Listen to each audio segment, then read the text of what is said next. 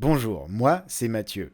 À l'été 2025, alors que je parcourais un site d'enchères bien connu, j'ai trouvé quelque chose d'incroyable. Une optique qui a changé l'histoire du cinéma et a failli détruire l'empire de Walt Disney.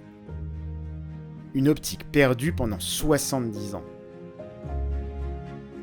Le prix était bien au-delà de ce que je pouvais me permettre, mais je savais que c'était important. Alors j'ai contacté Dane. Hi, I'm Dan from Atlas Lens Co. Dane est le PDG d'Atlas Lens Co. Une entreprise derrière les objectifs anamorphiques modernes les plus recherchés à Hollywood. For me, anamorphic lenses are just one of my favorite things in the entire world. Je lui ai envoyé le lien et il l'a immédiatement acheté. Puis il m'a demandé si je voulais le tester avant qu'il rejoigne son musée. Quelques jours plus tard, un carton est arrivé chez moi. À l'intérieur se trouvait un étui de transport tout cabossé. Le genre de relique qu'on s'attendrait à voir dans un film d'Indiana Jones. Et quand j'ai vu ce détail, ma mâchoire est tombée par terre. Ce petit bout de papier était la preuve. Mais pour comprendre pourquoi cet autocollant est si important, nous devons remonter dans les années 50. Au début des années 1950, Walt Disney était sous une pression énorme. Pendant des décennies, il avait été reconnu comme le pionnier des dessins animés et de l'animation. Mais Hollywood ne le prenait toujours pas au sérieux en tant que cinéaste de films en prise de vue réelle. Puis vint le projet qui pouvait tout changer, une adaptation du roman de Jules Verne, 20 000 lieues sous les mers. Walt Disney l'aimait tellement qu'il a investi presque tout son argent dans la production. C'est devenu le film le plus ambitieux et le plus cher de l'histoire d'Hollywood à l'époque. Et pendant ce temps, Disneyland était encore en construction. Ce qui signifiait que les enjeux étaient plus élevés que jamais. Si le film faisait un flop, ce ne serait pas seulement un échec au box-office. Cela aurait pu faire s'effondrer tout l'empire Disney. Pour rendre le film encore plus spectaculaire, Disney s'est tourné vers une toute nouvelle technologie, le cinémascope. Introduit par la 20th Century Fox en 1953, avec la tunique, le cinémascope utilisait des adaptateurs anamorphiques pour compresser une image grand écran sur un petit film 35 mm, créant une vue panoramique que le public n'avait jamais vue auparavant. Pour vendre cette nouvelle technologie, le studio avait choisi la plus grande star de la planète. Marilyn Monroe est devenue le visage du cinémascope, posant avec l'adaptateur anamorphique et le système de projection révolutionnaire. Mais en 1954, il y avait un problème. Une toute petite quantité de ces objectifs avait été produite par Bausch & Lomb pour la Fox. And one of these is actually in the Disney Family Museum, and you can see a cinemascope attachment like this in an underwater camera rig that would have external couplings for the divers to be able to operate the focus of not only this cinemascope attachment, but a primary lens as well.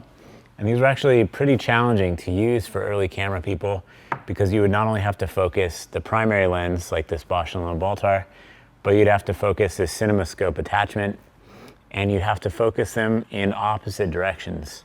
Mais pour Walt Disney, il y avait un problème.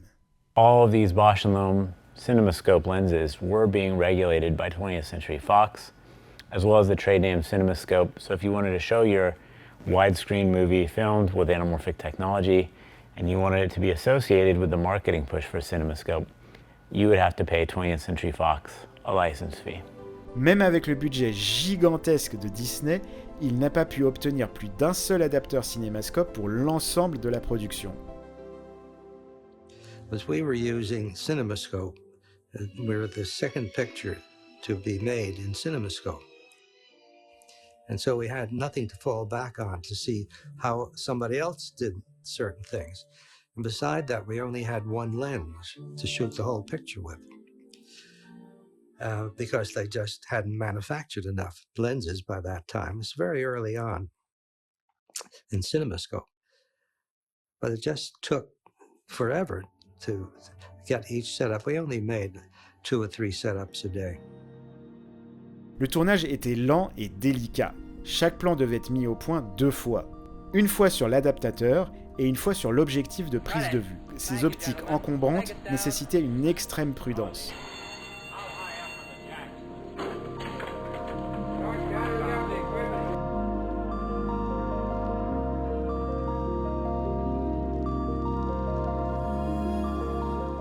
Et à ce jour, 20 000 lieues sous les mers reste le seul long métrage jamais tourné avec cet adaptateur Bausch & Lomb.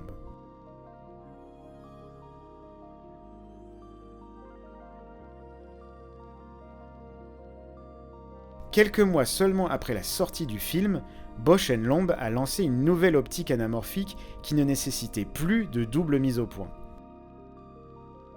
This example is a 50mm focal length, and this guy weighs right around 12 or 13 kilos, which is like right around 30 pounds, something like that. Pretty heavy lens.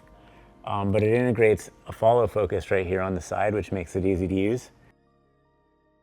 L'adaptateur est donc devenu obsolète du jour au lendemain et a disparu, oublié dans des entrepôts. As far as these CinemaScope attachments, I can say with certainty that there are at least 7 working examples that I have personally had my hands on over the years. I'm really happy to be able to help preserve the history of these lenses. So Matthew, I'm really grateful that you got a chance to try the Bausch & Lomb CinemaScope attachment because it is such an important part of history.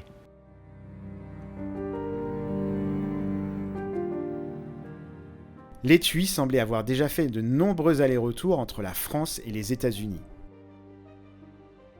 Quand j'ai ouvert la boîte, un horrible mélange de produits chimiques et de vieux vernis s'est répandu dans l'air. Mais à l'intérieur, l'optique était impeccable. Même la poignée de mise au point d'origine était toujours là. Mais il y avait un problème. L'adaptateur était monté sur un système de rails des années 50, totalement incompatible avec les équipements modernes. Alors je l'ai soigneusement retiré et adapté un système de rails universel. Et pour la première fois depuis des décennies, cet adaptateur pouvait à nouveau se placer devant un objectif de prise de vue. J'ai choisi mon fidèle Konica 57 mm f1.2 comme objectif principal. Pour éviter les fuites de lumière, j'ai tout scellé avec une série de tubes sur mesure. Maintenant, tout est prêt pour tester l'objectif.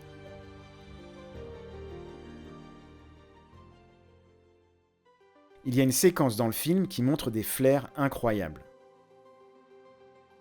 I believe it was Walt Disney who came up with the idea of nuclear energy as the power source for the Nautilus submarine.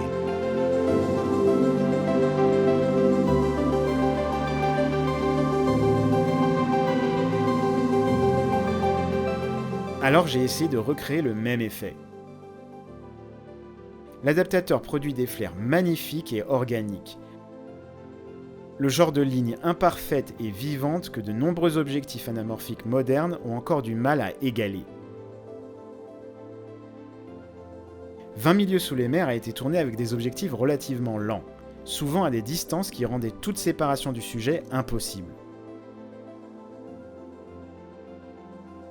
C'est pourquoi on voit rarement une forte profondeur de champ dans le film. Mais avec une astuce simple, en ajoutant des dioptres devant l'adaptateur, on peut révéler un tout autre aspect de son caractère. Soudain, l'optique produit un bokeh magnifique.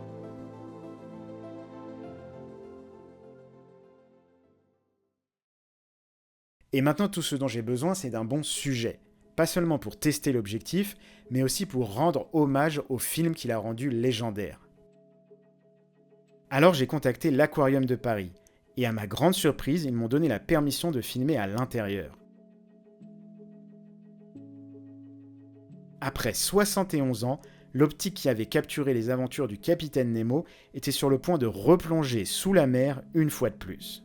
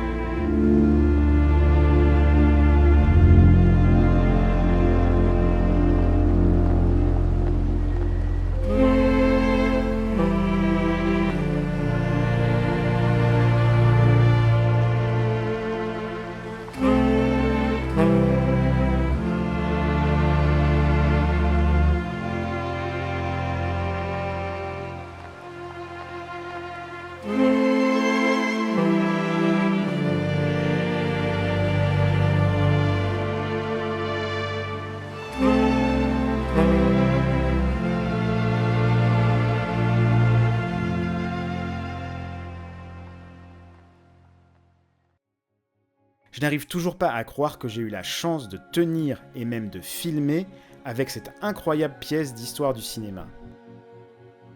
Une optique qui fut au cœur du pari le plus audacieux de Walt Disney, puis oubliée pendant des décennies, pour refaire surface de la manière la plus inattendue. Pour moi, ce n'était pas seulement tester une optique, c'était renouer avec un moment où le cinéma lui-même expérimentait et risquait tout. Et le fait que 71 ans plus tard, cet adaptateur puisse encore délivrer une telle magie, c'est quelque chose que je n'oublierai jamais. Il est maintenant temps pour moi de renvoyer l'optique dans son pays d'origine. Après plus de 70 ans, elle aura enfin une nouvelle maison. Thank you so much for the opportunity, Matthew, and I am really excited about what you've been making. Cheers. Si vous avez apprécié cette aventure, dites-moi en commentaire quelle autre pièce cachée de l'histoire du cinéma je devrais essayer de dénicher.